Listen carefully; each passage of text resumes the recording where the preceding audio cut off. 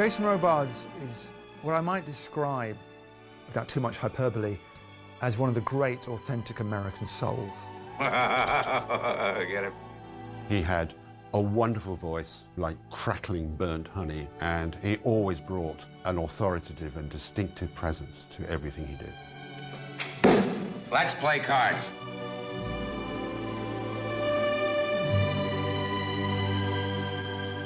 He is an amazing presence on the screen, and he was an amazing presence on stage.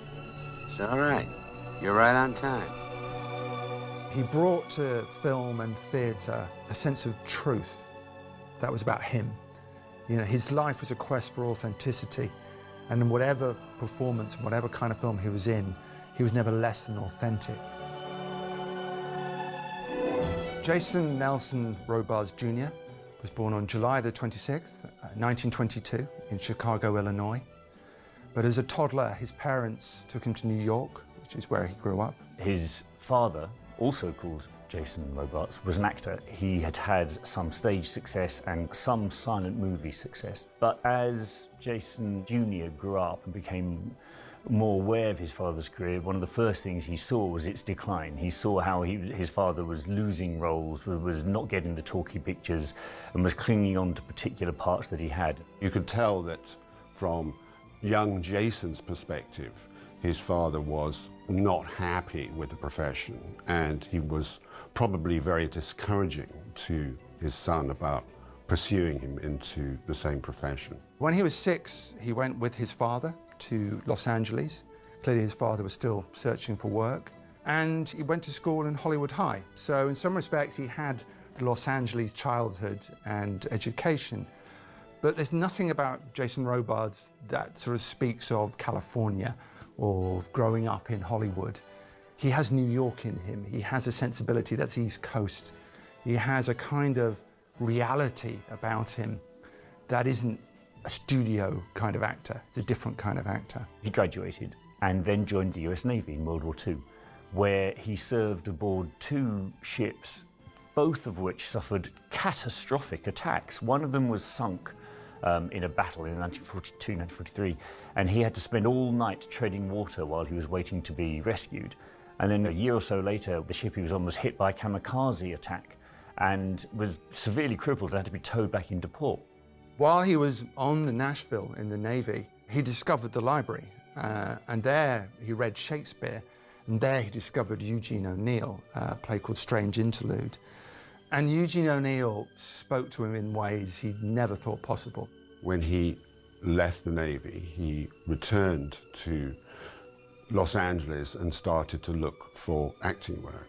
He went, in fact, to the American Academy of Dramatic Arts, which, interestingly enough, was the same school that his father had attended before him. And I think he probably discovered then that he really, really wanted to be an actor. He gets a part in Eugene O'Neill's, the stage version of The Iceman Cometh, and this begins a very distinguished career as an exemplar of O'Neill's work, and I would say, arguably, that Jason Robards is the premier O'Neill actor in American theater. The first major movie that Jason Robards did is a film called The Journey. It's not what you might expect from someone who's been so sort of imbued in the world of American realism, because it's set in the Hungarian Revolution. You know, the Soviet hold is there and they're trying to free themselves up. So it's quite an unusual film. Do you mind? On the contrary, I'm deeply honored by your visit, Major. Though I'm sure it isn't concern for my health alone that brought you here. That's quite right, it isn't. I thought not. I must be a mystifying character to many people. I even mystify myself at times. Born in Vienna, British subject, visiting Hungary at a time like this, in bed with the flu. Where did you get your passport? At the British legation, where else? For what reason? I lost the old one, haven't you heard? Do we have to cover the same ground all over again? He played a man who was trying to be smuggled out of Hungary as the Russians were invading. And he was basically a wounded freedom fighter who was pretending to be something else. It was a sort of dangerous situation. Jason Robards turns in a very finely tuned performance. He manages to make this two-hander no longer a two-hander. It's not just about the two leads. He's the third wheel in theory, but in practice he becomes a crucial part of the triangle. It's a fascinating film, actually. It's not particularly well known now, but it has a really strong historical insight into the period. Well, if you could make a tour of your jails, you'd find men stinking like garbage, crawling in their own muck. But there is a holiness about them that comes from their having the guts to say no. Understand? No. Aren't you being a little selfish? You're not alone in this. Well, what do you want from her? I told you. We met by accident. He appeared in By Love Possessed, which was a very odd film for John Sturges to make. It was basically a sort of high-level soap opera with Lana Turner. I didn't want you to touch me. I was afraid of pity. But it wasn't pity. And if it were, is pity a dirty word? It always has been, to me. He is the kind of crippled, impotent husband to Lana Turner, who gets herself involved with Ephraim Zimbalist in a sort of scandalous affair in a law firm. This is Lana Turner in late career mode, glorious soap opera Lana. Those pictures that she made around the early 60s, she just is beautiful and she just wears clothes. Jason Robards still holds his own in this part with this glittering superstar in her as she sputters out of the cosmos. But he had that energy about him, that wonderful kind of way he paused before he delivered a line. You could always see Jason Robards thinking. You know, he just came across as someone who took his own time with the performance, and the director kind of went along with that. Do you still have the hope you used to have? That someday, somehow, we can get back all those things we had before? That hope. Have you ever felt it? Constantly. Secretly. And senselessly. Long Day's Journey into Night, the great Eugene O'Neill play. The film was directed by Sidney Lumet, and this gave Robards his chance to bring together all his great loves, O'Neill, the theatre, and not only that, but brought him into contact with some of the greatest actors of the time. Why do you stare like that? You know. I don't know. Oh, for God's sake, Mama. You think you can fool me? I'm not blind. I don't know what you're talking about. No? Take a look at your eyes in the mirror. What's brilliant about it, and brilliant really about Lumet's handling of it, is that each of the actors is distinctive and gets their moment and sort of carries their part with aplomb. Not least Jason Robards as the kind of son in his father's shadow. You ought to be thrown out into the gutter. If I did it, you know damn well who'd weep for you and plead for you and excuse you and complain until I let you come back. God, don't I know that? No pity. I have all the pity in the world for her because I understand what a hard game to beat she's up against, which is more than you ever had. No, the cures are no damn good except for a while. Truth is, there is no cure, and we've been saps to hope. They never come back. 1,000 Clowns is another Jason Robards play transferred onto screen. He stars as a failed scriptwriter. He'd previously worked on a clown's show, The 1,000 Clowns. He worked on a kids' show, and he'd been fired. It's just that there are all these Sandras running around who you've never met before, and it's confusing at first, fantastic. But damn it, isn't it great to find out how many Sandras there are? It's like those little cars in the circus, you know? This tiny red car comes out, hardly big enough for a midget, and it putters around, and suddenly its doors open, and out come 1,000 clowns whooping and hollering and raising hell. Robards plays a kind of drifter. He's a sort of wastrel, really. But he gets by writing comedy. He's a sort of gag writer, but he's basically a lazy man who just doesn't want to do anything much. Oh, yes, I see in our files that your brother acts as your agent. Our research team spoke to him, I believe. Say, you really do a lot of that stuff? Calling people, going into my personal You've life? refused for quite some time, Mr. Burns, to answer any of our regular inquiries. We understand that you have been unemployed at this point for nearly 5 months. Well, he has an And excellent option to be an exec assist. And that previous to this, you were the chief writer for the Chuckles the Chipmunk show. There's something a little bit Dickensian about it, but Mr. Micawber about his performance. He's kind of an iconoclast. He wants to kind of throw aside convention. And it's a chance for Robards to be very lively and excited, and be very physical in his acting. He was given his first award nomination as Best Actor in the Golden Globes.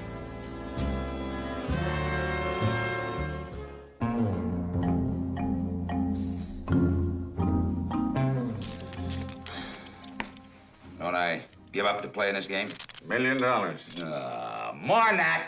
More than that to me, Mr. Big Mouth Lawyer. My daughter Celie was getting married. Celie? That's right. When Trot come for me, she was in the middle of getting married. And they're holding up the love, honor, and obey part till I get back. You mean you walked her out in the middle of the wedding? I did. I ain't been late for this game in 16 years, and I ain't about to start now, wedding or no wedding. I told him. I said, you start late, and I may not be around for the finish. Robards' first foray into the Wild West was in the light-hearted Big Hand for the Little Lady.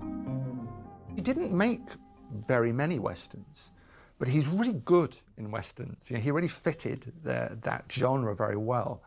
Because he had a ruggedness about him. He had that astonishing voice, that felt like kind of wind blowing over sandstone. It had a ruggedness in his tone. Jason Robards is the hard man, if you like. He's the man who has pushed aside his daughter's wedding for this game. That's the thing that drives him absolutely completely. He's a gambler through and through, and he gambles to win.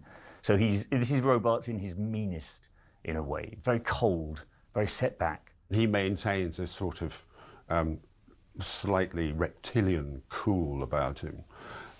It's one of those roles that it looks relatively easy. It looks as if he's not doing much, but in fact, he's actually got everything under control. But it's comedic, it's light, and it's fun. And it's just that first point we see him in the Old West and think, you're suited to this. So, the big gambling man from San Antone thinks he's got himself a hand, huh? Well, I got some inside information for him. I got one, too. 1967 is Divorce American Style, which is an American attempt to kind of make an American version of Divorce Italian Style, a big sort of art house hit in America. People really loved it, said, let's just do an American version. What was it you were saying, Charlie? Talk to Moran, pay the guy to lay off, give the poor guy a pass. And listen, let me tell you something. I came not close to saying, maybe you're right for the first time in your life. But no more, Charlie. Moran goes. And so does Aiello. Jason Robards plays Al Capone in Roger Corman's gangster pick, the St. Valentine's Day Massacre. He goes for it. All that sort of ebullient personality, that great sort of snarling temperament that he can do. He's got such a kind of waspish turn of phrase and a way of kind of spitting out his lines, Robards, that he commands attention. And clearly he's having great fun, which, and you kind of wish the film had been a bit more exuberant and cartoonish along with him. And he doesn't fall into any of the cliches of the gangster movies. You watch this film and you will see gangsters portrayed in a way that you won't see portrayed again. We've now entered a sort of a codified gangster world, but not here. Not this portrayal of Al Capone is completely original. Grazie.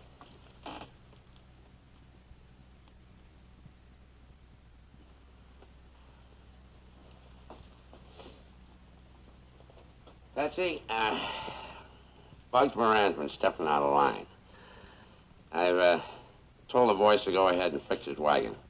This I do not like to hear, Alphonse. Maybe if you would talk things over? Talk hell! I talked to O'Banion and he laughed at me. I talked to Weiss. I pleaded with Weiss. 3 times he tried to have me bumped off. Now, Moran is just as bullheaded. You can't talk any sense to these peasants. Every time I tried, I wind up getting shot at. The Hour of the Gun is directed by John Sturges, who got to know Jason Robards through By Love Possessed. And this was much more both to their liking and both much more fitting to both their kind of qualities.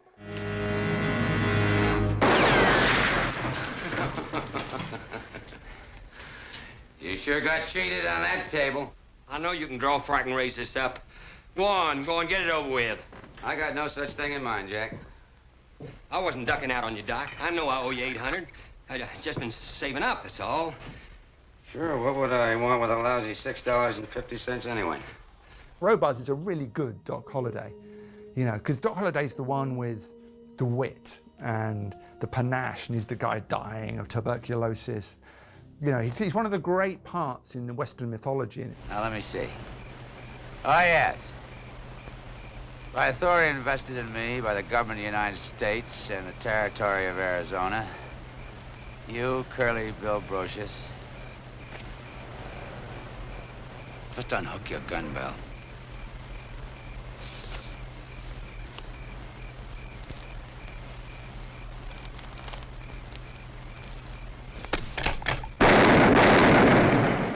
He's built for westerns, Robards. He's got a kind of old westerner face. He's got those features, and he's got that wonderful sort of voice like burnt honey. Sturges gets the best out of Jason in this because he does sometimes play his roles with such intensity that you can lose him in the darkness, and here he makes him enjoyable and fun to watch. The whole thing's hypocrisy. The rules they tacked on say unless you're wearing that badge or a soldier's uniform, you can't kill. But they're the only rules there are. They're more important to you than you think. Play it that way, Wyatt, or you'll destroy yourself.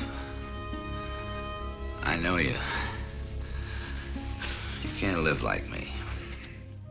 1968 is Isadora, Carol Rice picture starring Vanessa Redgrave as the innovative and bit bonkers dancer Isadora Duncan. Bonsoir. Good evening. Who is she? Nobody. She must be somebody. Jason Robards comes into her life as this very wealthy guy, and he seems to offer her the thing that she's been craving for the first part of the film. He seems to offer her a form of salvation. He's very good at that kind of rather corpulent sense of American wealth. The large man with the kind of the money behind him. And in sort of sense, he rather wants to own Isadora rather than love her. It's sort of a slightly complicated relationship. As for you, I'm going to put you in a little silver box and carry you around in my pocket and take you out and look at you whenever I feel sad.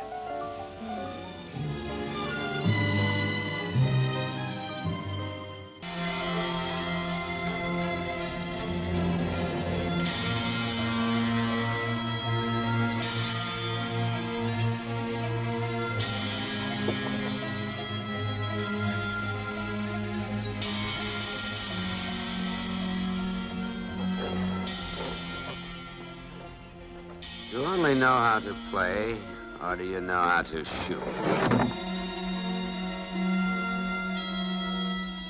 You know how to blow music from that? In terms of Jason Robards and westerns, one of the greatest surely is Sergio Leone's Once Upon a Time in the West. In bringing the film together, Sergio was kind of repeating the triumvirate of The Good, the Bad, and the Ugly. You know, so in Charles Bronson is the Clint Eastwood character, Henry Fonda is the Lee Van Cleef character. So in an extent, Jason Robards is taking on the Eli Wallach. He's a rogue. He's sort of semi-villainous. and yet he's also slightly heroic. He occupies the sort of ambivalent role in this sprawling, wonderful Sergio Leone film. The way that Robards plays Cheney is so amorally amorphous that you can't quite work out if you like him or you dislike him.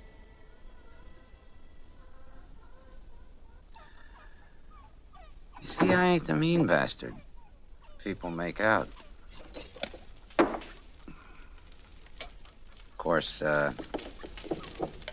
somebody had a mind to kill me. Fires me up. And a fired-up Cheyenne ain't a nice thing to see. What's interesting in how Leone utilizes him is you never see him as a gunfighter. You only see him sort of as a charmer. You know, you see him as a character, but you never see the gunfighting. That's left to Charles Bronson. Unlike most of the characters in most Sergio Leone movies who don't say anything at all, Robards is talking. He's very upfront. He's out there. He's giving you all of himself. Just think, wow, what a performer in that context Jason Robards is. Harmonica. A town built around a railroad. You could make a fortune, huh? Hundreds of thousands of dollars. Hey, more than that. Thousands of thousands. They call them millions. Millions. Jason Robards would follow Once Upon a Time in the West with his other great Western. And in fact, they're very similar in some ways. This is Sam Peckinpah's The Ballad of Cable Hogue. You are a good Samaritan to offer help and water to a needy Hallelujah, traveler. brother. At 10 cents a head. Water to men, sheep, and hogs, 10 cents. Horses, mules, and cows, 2 bits. Of course. In advance. In advance. In advance, which means before you drink, you pay 10 cents. In advance. Cast thy bread upon the waters and let this man of God have his just needs. You talk like a man of God, all right. But I work like hell for that there water. My poor, misguided friend, you are but a poor sinner in need of redemption. I will redeem you. 10 cents, you pious bastard, or I'll bury you. Jason Robards plays a man who's redeemed by love. He's a kind of a drifter who finds himself stuck in a desert with no water. He falls in love with Stella Stevens, a wonderful part she plays. And it's basically Peckinpah asks us to study these two people as they redeem one another. It's slow, but it's very, very beautiful. What? Oh.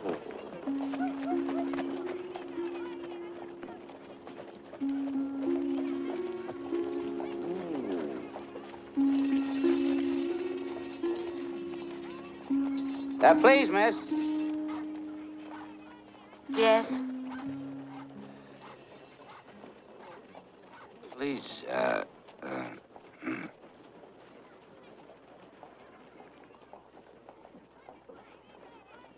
Well, hell, could you tell me where the land office is? You can see bit by bit and stage by stage the sort of various layers of this, what begins as a very abrasive and particularly likable character being peeled off, almost as if he's taking the dirt off him. Every time it's like taking layers of an onion off of his character until it reveals the man underneath, who is actually perfectly nice. You know, he's quite benign. He's actually a proper human being. And it's a lovely performance in just a terrific film. Hey, I always thought you, bankers, stole for the rich. I didn't know you'd talk to shirt-tail trash like me. We don't steal. Well, lend, borrow, invest, mortgage, and repossess. What the hell else do you call it? What's your name? Cable Hogue. Cable, with an L-E. Mr. Hogue, Mr. Cable Hogue. Is $35 all you want? 100 get you started. Jason Robards next played Brutus in Julius Caesar, opposite Diana Rigg and Charlton Heston. Believe me, for mine honor, and have respect for mine honor that you may believe. Censure me in your wisdom, and awake your senses that you may the better judge. When it came to casting Ben Bradlee, the real-life editor of the Washington Post, the man in command of Woodward and Bernstein who would break the great Watergate scandal and bring down the Nixon administration, Robert Redford was certain he wanted Jason Robards. Who did you say? He's on deep background. I call him deep throat. Look, McGovern's dropped to nothing. Nixon's guaranteed the renomination. The Post is stuck with his story no one else wants. It'll sink the goddamn paper. Everyone says, get off it, Ben, and I come on very sage and I say, well, you'll see. You wait till this bottoms out. But the truth is, I can't figure out what we've got. What else are you working on? Well, we're after a list of creep employees. Where is it? It's classified. Well, how are you going to get it? We haven't had any luck yet. Get some. It is Alan J. Pakula's picture of the two Washington Post reporters who broke the Watergate story, and it's a story of how they did it, a bit fictionalized. Jason Robards is their editor, Ben Bradlee, and he is perfect as the guy they have to convince, because before this story is going to get told, Ben Bradlee has to buy it. All the actors spent a great deal of time actually in the offices of the Washington Post to ensure that whatever they did was authentic, right down to the smallest detail. It's that great idea, I think, in All the President's Men, that Bradlee is like the president of his own small realm, and Washington Post is like a country within a country.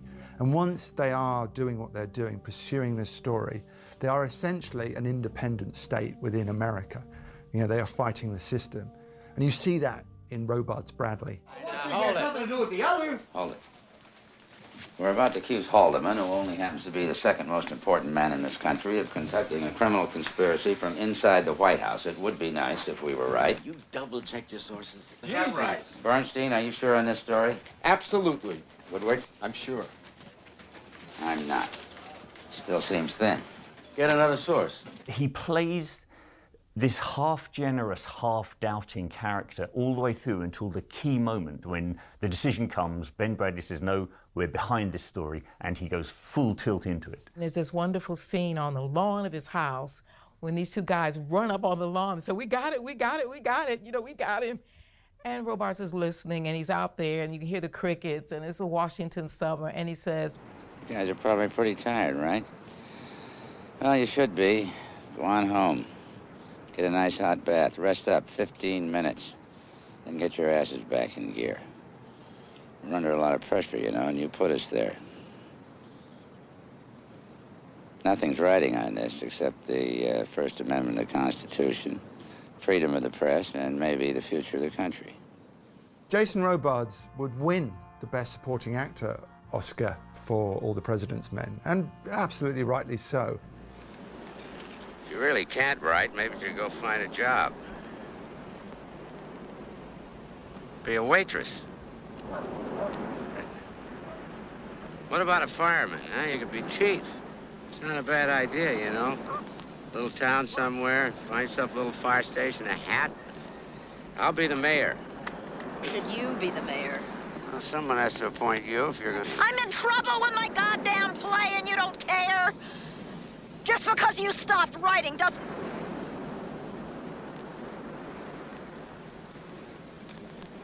Julia is 1977. Fred Zinnemann's film version of a chapter in the great Lillian Hellman's memoir called Pentimento, and it's about her relationship with an underground activist named Julia in Nazi Germany before the war, and their story. Circling around the edge of the story is Lillian's great lover, Dashiell Hammett, the famous thriller writer, known as Dash, here played marvelously by Jason Robards. And rather like in All the President's Men, he's kind of like the moral conscience of the film. He's the guardian of Lillian Hellman. Is this the right thing to do? You wanted to be a serious writer. That's what I like. That's what we worked for. I don't know what happened, but you better tear that up. Not that it's bad, it's just not good enough. Not for you. If anybody had any doubts about how to portray a writer, which is one of the hardest things to do on film, then I would say just look at Robards as Hammett. And for a film so dominated by female performances, Vanessa Redgrave would win an Oscar, it's interesting that he would win Best Supporting Actor for the second time in a row for it. In fact, I think to this day he's still the only actor to have won Supporting Actor twice in a row. And it shows just what an effect he has on the film, because really it's a female story. It's only fame, Lily. Just a paint job. If you want a sable coat, buy one. Just remember, it doesn't have anything to do with writing. It's only a sable coat and doesn't have anything to do with writing. Well, you'll never find anybody who fishes better than I do. No, never. Not as long as I live.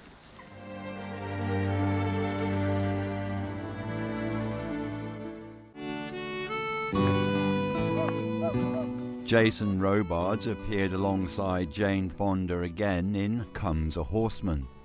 I gotta hand it to you. You hung on longer than anybody else. You put up a hell of a fight. But it don't take no genius to see it's your last year.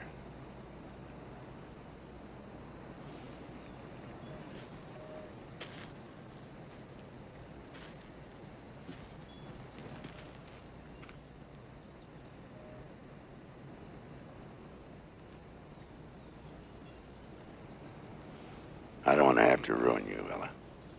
It has a nice, bold sense of character, of which Robards, again, is such at ease with period. For a modern man, you know, there's something old-fashioned about him in a good way. He feels like he could have come from kind of like the first half of the 20th century. Robards is greedy land baron. He is very, very strong, very unpleasant, and sort of, he can be quietly threatening. He can threaten with a smile. It's quite an interesting picture because she's the center of it, and James Caan and Jason Robards are kind of the anchors. Usually that's the woman's part, and it's a very complex picture. And I think its complexity kind of stymied people a bit, but it's very intelligent, very grown up, and very complex. I believe you're on my land. Take them around the long way, we lose maybe 2 to 4 pounds apiece. It's the best way. Don't mean a damn to me. I'll pay passage fees. Imagine you will. You let him cross here, he's gonna walk all over you.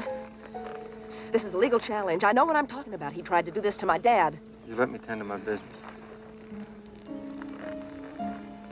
How many head you bring? 1,000. Melvin and Howard is a very quirky, almost Preston Sturges-like comedy by the brilliant Jonathan Demme. I went around and I applied for a job at places like McDonnell Douglas, Northrop, Hughes. Well, what happened there? They didn't want me. What a shame. How come you keep saying that? What a shame. Well, I might have done something. Like what? I'm Howard Hughes.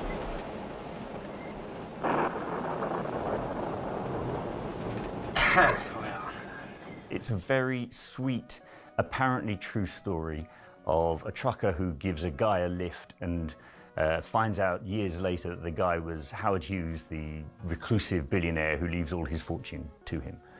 Now, the film focuses a lot on the trucker, but at the beginning, the very opening, is this beautiful scene where Robards is playing Hughes, caught up in a desolate road, given a lift, and falling into this very unusual but enjoyable conversation between two men where they both open up and they both talk about it. And you can feel enough of a warmth and generosity between the two of them that you could think, well, if you were an isolated man, Robards plays him as if he is isolated but relishes particular forms of human contact, so that when in the end, much later on in the film, this money appears, it's not unlikely. I think it's almost worth it just to hear Jason Robards singing Bye Bye Blackbird in the cab of this truck. Absolutely wonderful, enormously funny and very, very touching film.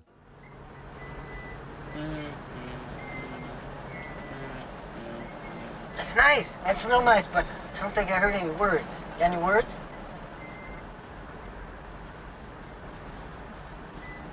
Pack up all my cares and woe. Here I go, singing low. Bye bye, blackbird. Quick Change is a Bill Murray picture, co-directed by Bill Murray. And it's basically a Get Out of New York picture. And it's about these three guys who rob a bank, and then they're trying to get out of New York. And Jason Robards plays the police chief who's after them. Mom? This is Roger here. Who are you? Where's Mom? Chief of Police, get your butt out of there now. You know, I was in Nam with a jerk like you. Oh, boy. What's your name, son? What shall I call you?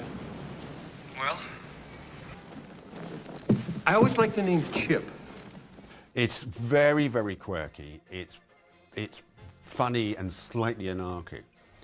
And Jason Robards plays the detective who's sort of investigating him and trying to track them down, inasmuch as he has to be the straight man. He is a straight man in a film that is actually sort of peopled with total eccentrics. It's in the wrong hands, of course, it'd be a totally thankless role. Robards somehow manages to not only make it be straight and be a detective, but actually also get his fair share of laughs in as well. Robards is just great as that kind of almost Lumet-like character, the kind of weary, kind of reality-bound police chief who just, he's got retirement just over the hill and just needs to be rid of this problem. The whole thing has a kind of Bill Murray-like laid-back quality to it, but it's very charming.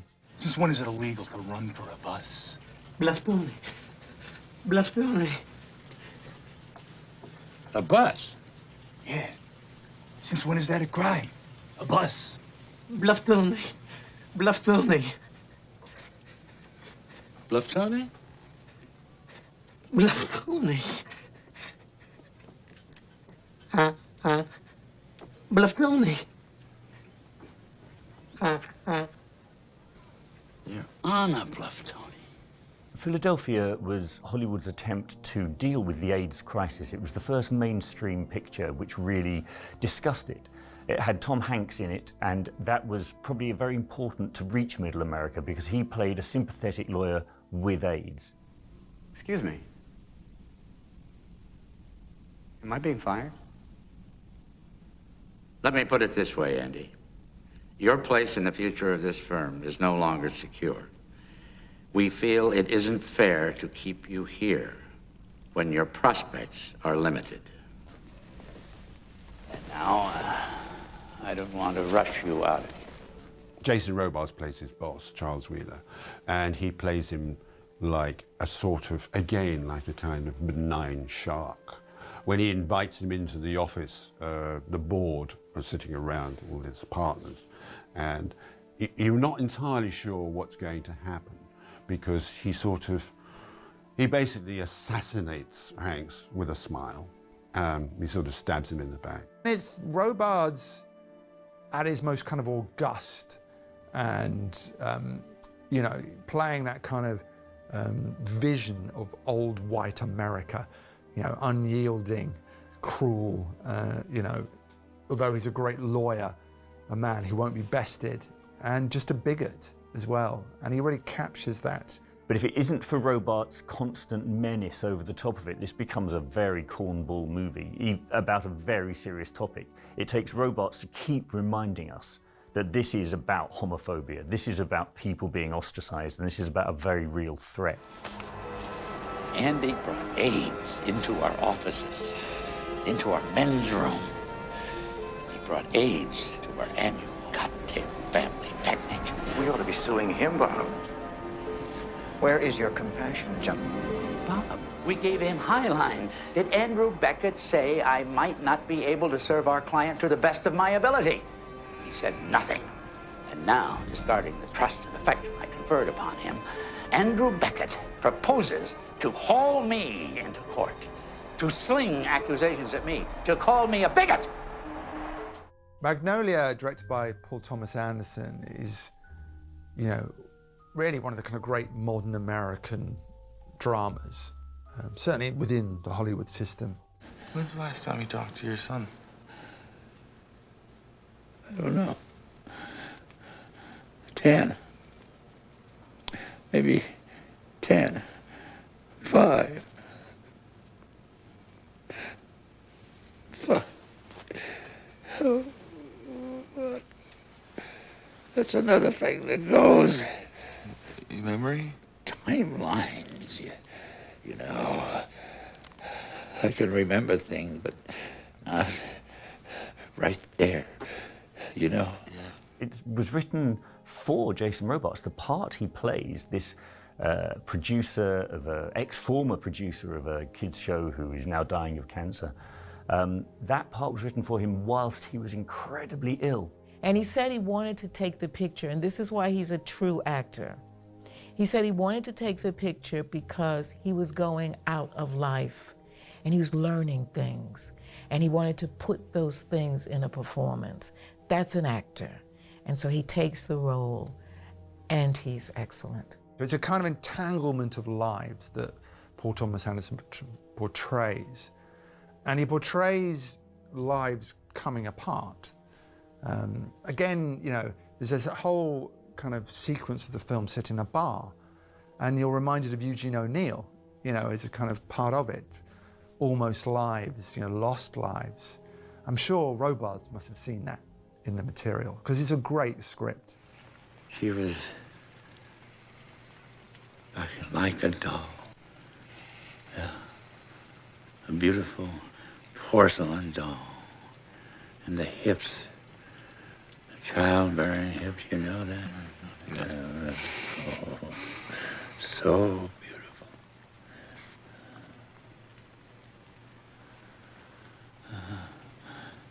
And I cheated on her over and over and over again because I wanted to be a man. Jason Robards was awarded the Kennedy Center Honors for his services to the arts in 1999. But remember, this is also a man who received 6 medals during the Second World War and the Pacific War in the Navy there. And he won Oscars. This is a man who was rewarded for everything that he did. What's he doing?